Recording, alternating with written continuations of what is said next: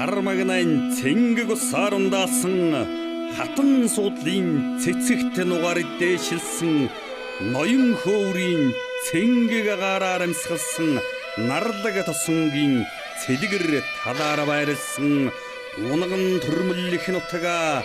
орон улсад алдаршуулсан үе түмэн урдан хөлгүүдийн үг болсон гал ширатоо.